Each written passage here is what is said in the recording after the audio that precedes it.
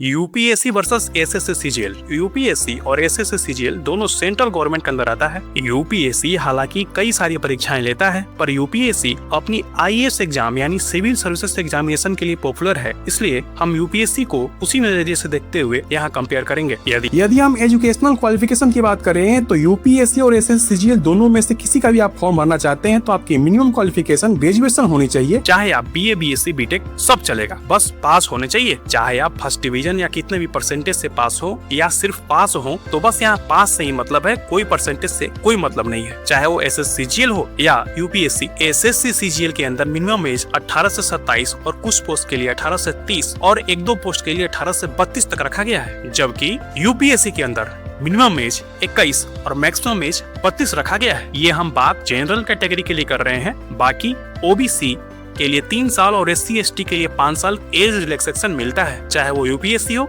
या SSC CGL. यदि हम वैकेंसीज की बात करें तो एसएससी सीजीएल के अंदर ऑन एन एवरेज 12 से 15 हजार हर साल वैकेंसी जाती है। यूपीएससी की बात करें तो लगभग 1000 हर साल वैकेंसी होती है। अब आते हैं सिलेक्शन प्रोसीजर पर। तो एसएससी सीजीएल में सिर्फ 2 एग्जाम्स होते हैं, प्री और मेंस। यहाँ पे प्री क्वालिफाइंग नेचर है। टोटल 100 क्वेश्चंस होते हैं, मैथ्स, रीजनिंग, इंग्लिश और जीएस।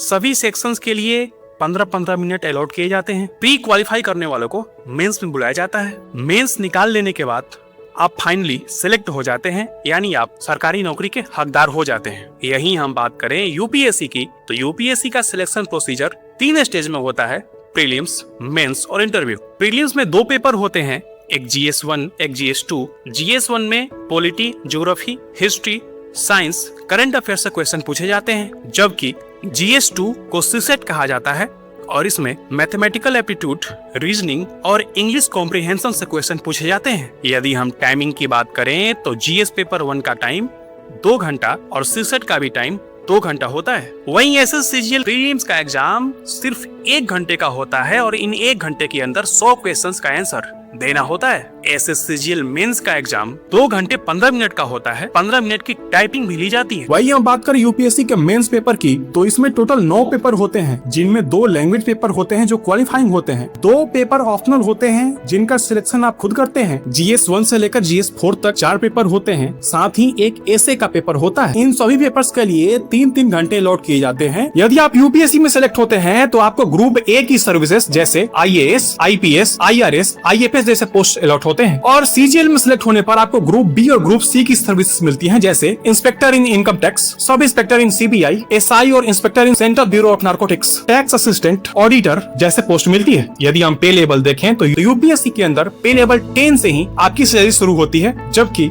सीजीएल में सिलेक्ट होने पर मिनिमम पे लेवल 4 और बेस्ट पे लेवल 8 तक हो सकता है। अब आप बताइए आपको कौन सा बेहतर लगता है, यूपीएससी या एसएससी सीजीएल?